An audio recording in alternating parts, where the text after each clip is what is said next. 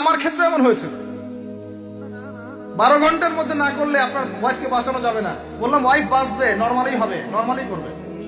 আমি যাই না মাঝে দাঁড়ানো, আলটিমেটাম সময় দিচ্ছে যে সময়ের আগে হবে না, সময় এটা পার হয়ে গেলে সিরিয়াস অবস্থা, মারা যেতে পারে, মরবে না, এভাবেই হবে, করেন। এভাবেই হয়েছে। আর সিজার আজকে থেকে 100-200 বছর আগে ছিল না, নতুন একটা পদ্ধতি এসেছে, পেট কাটা হবে, বাচ্চা বের করে ফেলা হবে। সুবহানাল্লাহ। মনে হয় গরু, ছাগল, হাঁস, মুরগির বাচ্চা হয়, মানুষের বাচ্চা সিজার ছাড়া হইতে পারে না। এটা যে শেষ জামানের হাদিসে আছে, আপনাকে বললে আপনি বিশ্বাস করবেন? আখিরুজ জামান, কিয়ামতের আলামতের যতগুলো হাদিস আছে এর মধ্যে একটা এরকম হাদিস আমি পড়েছি যে শেষ জামানায় মেয়েদেরকে ধরা হবে, ওদের পেট কেটে ফেলা হবে। আর কোন নিদর্শনের জন্য অপেক্ষা করছেন? শেষ জামানায় মেয়েদেরকে ধরা হবে। মেয়ে রাজি না থাকলেও বোঝানো হবে সিজার না করলে বাচ্চা বাঁচবে না। মেয়ে রাজি না থাকলেও, পরিবার রাজি না থাকলেও বোঝানো হবে, বিজনেস, যে সিজার না করলে আপনার মেয়েকে বাঁচানো যাবে না, আপনার সন্তানকে বাঁচানো যাবে না, পরিস্থিতি খুবই খারাপ। এমন ভাবে ব্রেইন ওয়াশ করা হবে, ভয়ে বাচ্চা, মা বলবে হ্যাঁ করেন, সিজার করেন, বাবা বলবে হ্যাঁ করেন, কোনো সমস্যা নেই, জানেন? এবং এর পিছনে লাখ টাকা, 2 লাখ টাকা, 5 লাখ টাকা নির্দ্বিধায় খরচ করা হবে। বিজনেস, টোটাল বিজনেস একটা।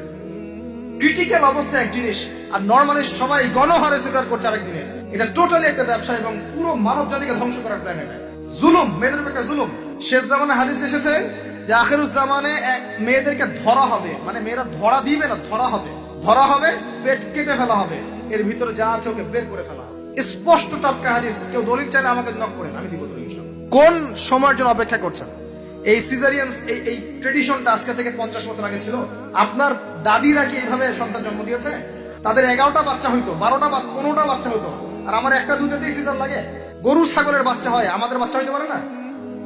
সুবহানাল্লাহ, সুবহানাল্লাহ। আমি কথাটা এই জন্য বললাম যে যারা পুরুষ আছেন আপনারা, এবং যারা সন্তানের বাবা হচ্ছেন, আপনারা আপনাদের স্ত্রীদের জীবনটাকে এভাবে ধ্বংসের মুখে ঠেলে দিন না, ওদের উপর জুলুম করেন না। আল্লাহ পাক প্রাকৃতিক নিয়ম দিয়েছেন, এভাবেই বাচ্চা হবে ইনশাআল্লাহ। ক্রিটিক্যাল অবস্থা এক জিনিস, একটা ক্রিটিক্যাল সিচুয়েশন হয়েছে, তখন আপনি করতে পারেন, সেটা আলাদা বিষয়। নরমালি এমন একটা ট্রেডিশন বানাচ্ছেন কেন? ঘরে সিজার কি দরকার আছে? আশ্চর্য একটা ব্যাপার, আশ্চর্য। এরপরে দেখবেন আরো 2 বছর তাকে এই বোঝা বয়ে বেড়াতে হয়।